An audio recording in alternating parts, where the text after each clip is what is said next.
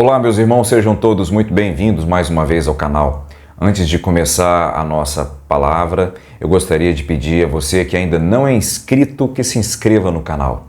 Você vai aí no botãozinho vermelho se inscrever, aperta o sininho, ativar notificações para todas as vezes que a gente fizer aqui uma aula, um estudo, uma pregação, você possa receber, ser notificado. Peço que você compartilhe também esse link com seus amigos, com seus irmãos, nos grupos de WhatsApp, enfim, no Facebook. Compartilha com todo mundo, porque é sobre Deus que nós vamos falar aqui. É teologia bíblica, é tudo sobre Jesus. E eu tenho certeza que Deus vai falar ao seu coração através desta palavra. Não esquece de curtir e de compartilhar, porque quando você faz isso, o YouTube ele pega o conteúdo e manda para todo mundo. Então, sem mais delongas, vem comigo já para a Bíblia.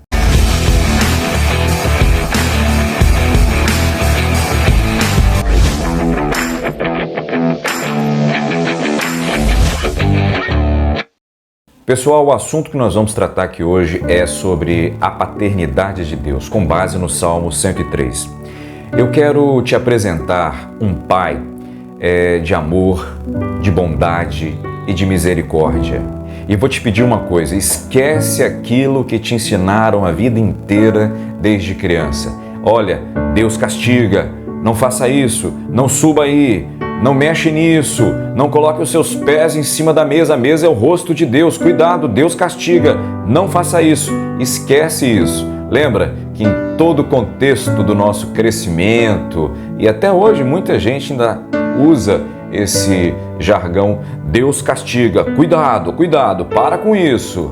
Não é verdade? Não foi assim que a gente cresceu? E não é assim que muita gente ainda hoje costuma falar? Com base na palavra, eu quero te apresentar um Pai de amor que nos coroa com a sua graça, que vem ao nosso encontro, que vai ao encontro dos seus filhos para fazer uma aliança afetiva, emocional, uma aliança eterna, uma aliança de salvação.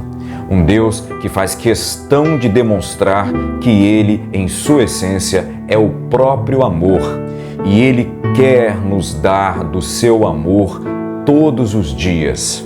Eu quero que você pense nesse Deus, como alguém que te ama absurdamente e que quer ver o seu bem mais do que qualquer pessoa possa te desejar o bem nessa terra.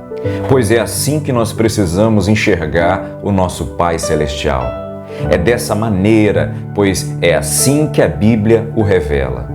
Dito isso, eu quero também que você esqueça aquelas plataformas religiosas distorcidas que nos ensinaram, dizendo o seguinte, aquelas plataformas legalistas, né? Dizendo, olha, Deus só vai te abençoar se você em troca fizer isso. Você só será ouvido se você cumprir tal orientação, se você obedecer a esta orientação, a esta circular, ou a este memorando, ou a esta regra. Se você fizer a tua parte, Ele faz a dele. É assim que funciona, é assim que está na Bíblia. Esquece isso, não é assim, não é bem assim.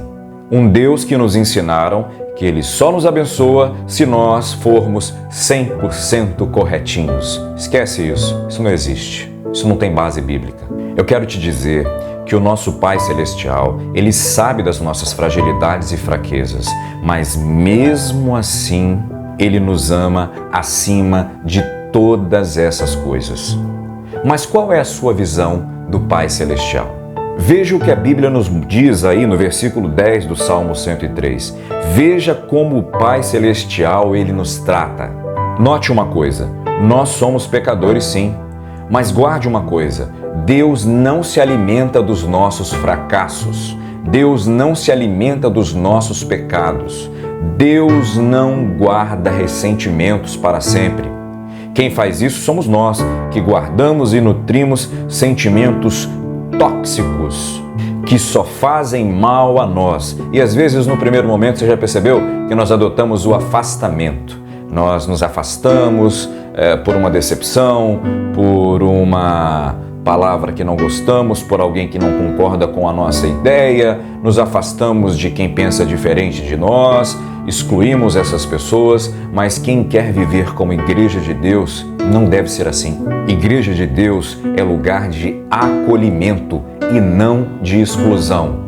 Mas também não é o lugar de passar a mão na cabecinha do pecador e dizer, olha, vai fazendo as suas coisinhas erradas, os seus pecadinhos ocultos, que tá tudo liberado. Se você é parente, alguém da liderança, então, aí que tá tranquilo, a gente te esconde aí, até porque, né, o seu dízimo, a sua oferta, ela é muito boa, então a gente vai acoitando aqui.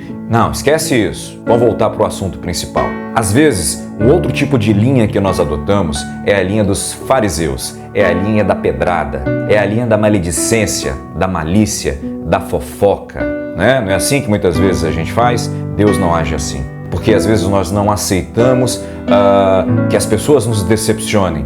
E aí nós fomentamos, alimentamos e nos retroalimentamos desses maus sentimentos que só nos destroem. Mas o nosso Pai, o nosso Deus, Ele não age assim.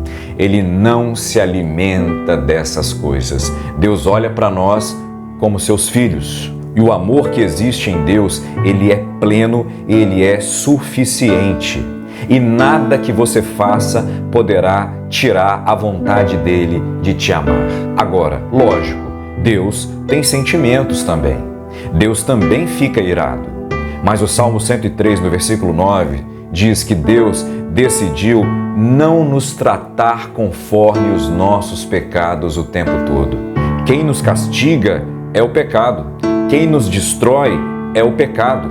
Quem nos faz mal é o pecado. O amor de Deus continua o mesmo para sempre.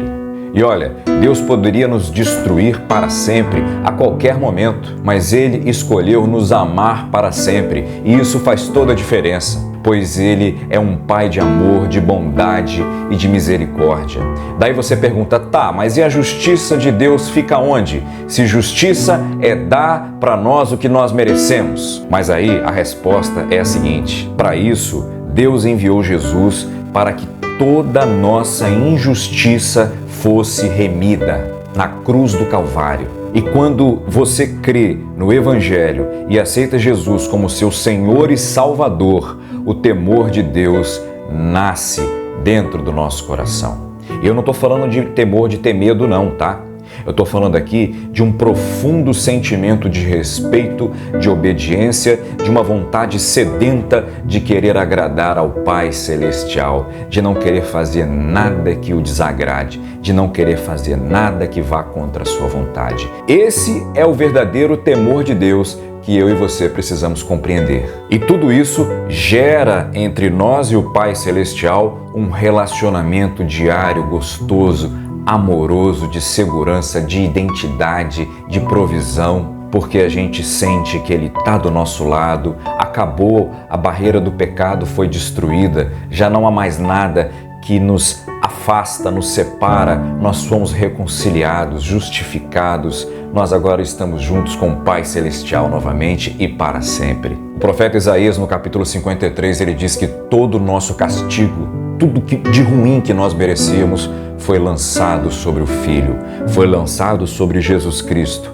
E Ele morreu por nós, levou toda a nossa culpa para que o Pai, toda a ira do Pai caiu sobre Ele, para que hoje, quando o Pai olhar para nós, que cremos no Evangelho, Ele olhe para nós e nos receba como filhos, nos receba como filhos adotados por causa de Jesus Cristo. Em Cristo, nós somos filhos de Deus. A ira de Deus caiu toda sobre o seu próprio Filho para que hoje nós pudéssemos ser filhos de Deus também. Por isso, não permita aquela cultura que pregam por aí de um Deus decepcionado com você, para que isso não atrapalhe sua devoção, seu momento de oração, seu momento de intimidade com Deus, para que você não olhe para as coisas de Deus de uma maneira distorcida e entenda um Deus que não existe, um Deus vingativo, um Deus maldoso, um Deus que está irado o tempo inteiro com você, sendo que, na verdade, Jesus Cristo já levou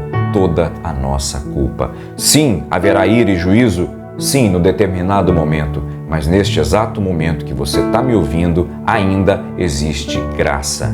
E a bênção da nossa salvação é que o sacrifício do Senhor Jesus Cristo é totalmente suficiente para nos tornar filhos desse Pai celestial e maravilhoso. Ao passo também que nos revela que, além de Deus, Senhor e Salvador, Jesus Cristo é nosso irmão mais velho. Aleluia! Conhecendo tudo isso, eu e você apenas temos que descansar na graça e no amor desse Pai maravilhoso que cuida de nós. Mas anota uma coisa, o livro do profeta Isaías, no capítulo 43, no versículo 25, diz que ele faz todas essas coisas por nós, não porque nós merecemos, não porque temos mérito algum, não porque somos bons, educadinhos, polidinhos, rebuscadinhos, inteligentes, cultos, intelectuais, ricos, pobres, lindos, feios, nada disso. Nesse plano da graça, nesse plano do amor de Deus, nós não temos mérito algum. Deus, por Ele mesmo, Ele decidiu apagar os nossos pecados e as nossas iniquidades e não se lembrar mais delas. Deus não se alimenta dos nossos pecados, eu repito, Deus apenas nos ama. É um absurdo? É incompreensível?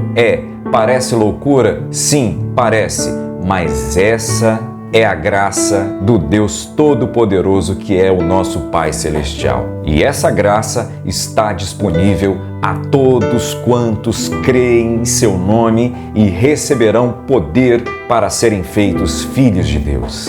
E aí, você crê? O versículo 11 do Salmo 103 diz que o amor do nosso Deus ele é tão gigantesco que não tem limites. O versículo 12 do mesmo Salmo diz que Deus ele afasta de nós os nossos pecados.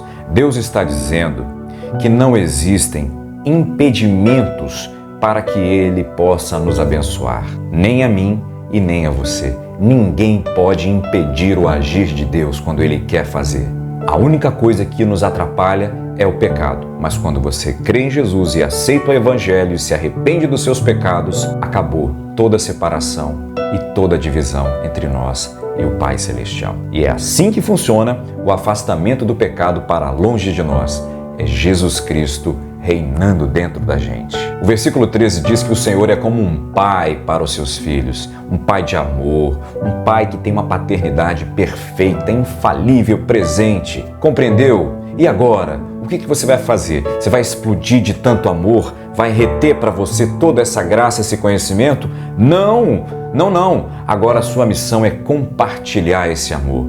É compartilhar. Você precisa compartilhar desse amor, desse perdão, uns com os outros, com os abandonados, com os excluídos, com os rejeitados, os maltratados, os feridos, os magoados, os deprimidos, os ansiosos, os oprimidos, aos seus inimigos, enfim, com todos os nossos semelhantes. Mostre ao mundo que o Pai Celestial, Ele vive dentro de você.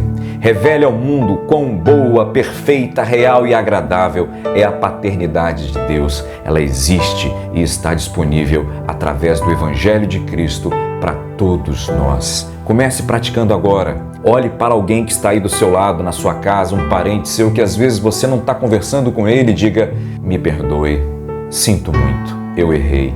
O Deus que habita em mim, Ele quer que vivamos em comunhão, em unidade e não em divisão.